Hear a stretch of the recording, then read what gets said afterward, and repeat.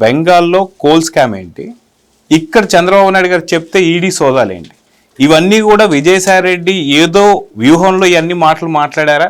అదేవిధంగా గతంలో కూడా మనం చూసుకుంటే కాకినాడ సెస్పోర్ట్కి సంబంధించి వివరాలు అడిగితేనేమో కర్త కర్మ క్రియ అంతా కూడా లిక్కర్ స్కామ్లో రాజ్ రెడ్డి అని చెప్పి సంబంధం లేని విషయాలు చెప్పారు. ఈరోజు ఈడీ సోదాల గురించి ఎందుకు జరిగాయంటే నేను జూలైలో ఒక పార్టీ పెట్టబోతున్నాను, ఛానల్ పెట్టబోతున్నాను అని చెప్పి అంటున్నారు. అదిగాక చంద్రబాబు నాయుడు గారు వల్లే ఈడీ సోదాలు అంటున్నారు. దీంట్లో నిజాలు ఎంత అంటే ఏం చెప్తారు?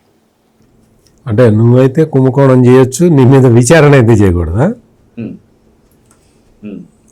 నువ్వైతే ఈ లిక్కరు కుంభకోణానికి 100 కోట్లు ఫైనాన్స్ చేయొచ్చు, నీ మీద ఎంక్వైరీ చేయకూడదా? నువ్వు అసలు నీకు జగన్మోహన్ రెడ్డి అక్రమాస్తుల కేసులో నువ్వు జైలు శిక్ష అనుభవించి వచ్చావు కదా, కనీసం అయిన పరివర్తన ఏమన్నా వచ్చిందా నీలో? జగన్మోహన్ రెడ్డి అక్రమాస్తుల కేసు సంబంధించి ఏటుగా ఈ విజయసాయి రెడ్డి జైల్లో ఉండొచ్చాడా? కొంతకాలం పాటు జైల్లో ఉన్నాడుగా, జగన్మోహన్ రెడ్డితో కలిసి షటిల్ ఆడాడుగా. మరి ఆ షటిల్ ఆడే క్రమంలో ఇద్దరు కూర్చొని మాట్లాడుకోవాలిగా, మనం కుంభకోణాలు అన్నీ చేయటం తప్పు, ఇట్లా చేసావు, నువ్వు దొరికావు, నన్ను దొరికిచ్చావు, ఇంకా మరి బయటికి వెళ్ళిన తర్వాత మనం కొంచెం మర్యాదగా బతుకుదాము అని చెప్పాలిగా. నీ వయసులో పెద్దవాడివి నువ్వు, నీకెంత, నీ ఏజ్ ఎంత? 70 ఏళ్ళు. 70 ఏళ్ళు. బయటకు వచ్చిన తర్వాత, జైలు నుంచి బయటకు వచ్చిన తర్వాత కొద్ది కాలం అటు ఇటు తనకలాడిన తర్వాత అధికారంలోకి వచ్చారు. రాగానే మొదలు పెడితే మద్యం కుంభకోణం. అప్పుడు అక్రమాస్తుల కేసులో జైల్లో ఉండి టెన్నిస్ ఆడుకున్నప్పుడు నీకేమన్నా జ్ఞానోదయం కావాలి కదా. నేను చార్టెడ్ అకౌంటెంట్ని, నేను ఇట్లా కుంభకోణాలు చెయ్యకూడదు, ఆర్థిక నేరాలు జరగకుండా. చార్టెడ్ అకౌంటెంట్ అంటే ఏంటో తెలుసా? ఆర్థిక నేరాలు జరగకుండా ఆపేవాడు చార్టెడ్ అకౌంటెంట్. ఎవడన్నా కుంభకోణం చేస్తే ఇక్కడ తప్పున్నాయా, రికార్డులు తప్పున్నాయి, కుంభకోణం చేసావు నువ్వు అని పట్టించేవాడు చార్టెడ్ అకౌంటెంట్. కుంభకోణం చేసేవాడిని ఏమంటారు? విజయసాయి రెడ్డి అంటారు. నువ్వు చార్టెడ్ అకౌంటెంట్ బాధ్యతలు నువ్వు నిర్వర్తిస్తూ చక్కగా సక్రమంగా ఆర్థిక క్రమశిక్షణ నేర్పాల్సిన వాడివి, నువ్వేం చేసావు?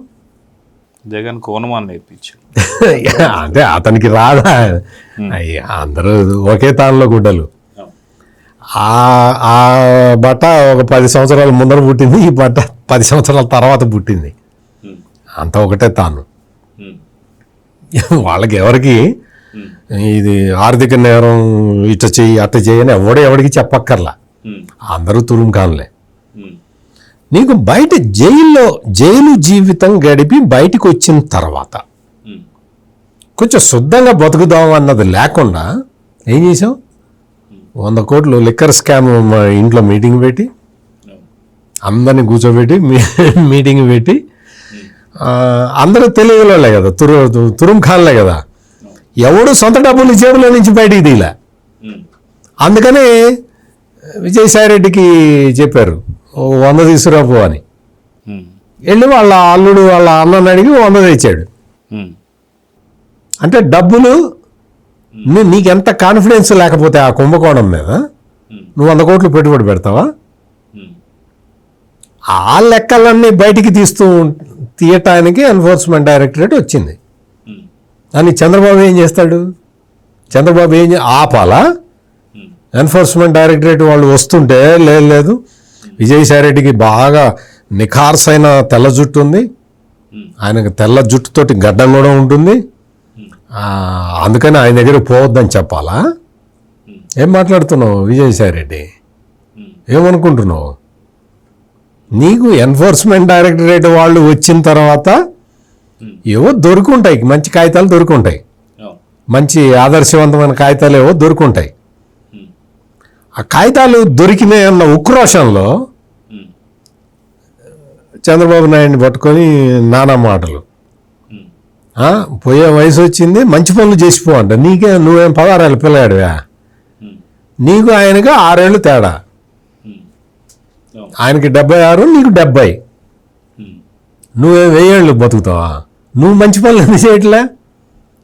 అంటే 1000 years బతుకుతాను, ఇప్పటికి అయింది 70 కదా అనుకుంటున్నావా? మాట్లాడేటప్పుడు నోరు జాగ్రత్త, దగ్గర పెట్టుకొని మాట్లాడాలి. నీ ఉక్రోషాన్ని నువ్వు చంద్రబాబు నాయుడు మీద ప్రదర్శిస్తా అంటే వినటానికి ప్రజలు సిద్ధంగా లేరు. అంత ఒకసారి కాదు, అంత ముందర కూడా ఇదే విజయసాయి రెడ్డి ఇదే ఆ గబ్బు నోరేసుకొని నువ్వెంతకాలం బతుకుంటావు, నువ్వెంతకాలం బతుకుంటావు. తప్పుడు మాటలు మాట్లాడకూడదు. వయసు వచ్చినప్పుడు ఆ వయసుకి హుందాతనాన్ని ఇచ్చే మాటలు మాట్లాడాలి.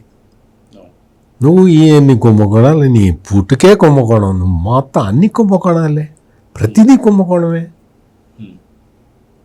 అన్నీ తీసుకొచ్చి అన్నీ ఆ జగన్మోహన్ రెడ్డిని కంపెనీలు పెట్టించావు, కొట్టేశావు. నువ్వెంత కొట్టేశావు మధ్యలో? నువ్వు అంత సచ్చీలుడివి, అంత నిజాయితీపరుడు అయితే జగన్మోహన్ రెడ్డి అక్రమాస్తుల కేసులో నువ్వేం చేయాలి? యాజ్ ఎ ఆడిటర్ నువ్వేం చేయాలి చెప్పు విజయసాయి రెడ్డి? జగన్మోహన్ రెడ్డి అక్రమాస్తుల కేసులో యాజ్ ఎ ఆడిటర్ నువ్వేం చేయాలి? సార్ ఇదిగో పిల్లగాడు ఇక్కడి నుంచి కొట్టేశాడు సార్, దీనికి నేనే మధ్యవర్తిని సార్, ఇందులో నేను 10% కమిషన్ నేను తీసుకున్నా సార్, కానీ 90% ఈ పిల్లగాడే కొట్టేశాడు సార్ అని చెప్పి అప్రూవర్గా మారాలి కదా. 14 ఏళ్ళు అయింది, మారావా? అప్రూవర్గా ఎందుకు మారలా? నీతులు చెబుతున్నావు. ఎన్ఫోర్స్మెంట్ డైరెక్టరేట్కి దొరికినాయి, మంచి కాగితాలు దొరికినాయి విజయసాయి రెడ్డి దగ్గర. అంటే ఈయనే ఇచ్చాడా అంటే రాజకేశ్ రెడ్డి గురించి మొత్తం అన్నీ బయటపెట్టింది విజయసాయి రెడ్డే కదా. లిక్కర్ కుంభకోణం మొత్తం రాజకేశ్ రెడ్డి చేశాడని చెప్పాడు కదా. 100 కోట్లు నేను మా అల్లుడితోటి సర్దాను అని చెప్పాడు కదా.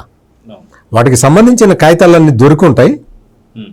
అందుకని కొంచెం తత్తరపాటుతోటి ఏం చేయాలో అర్థం కాక చంద్రబాబు నాయుడిని తిడుతున్నాడు.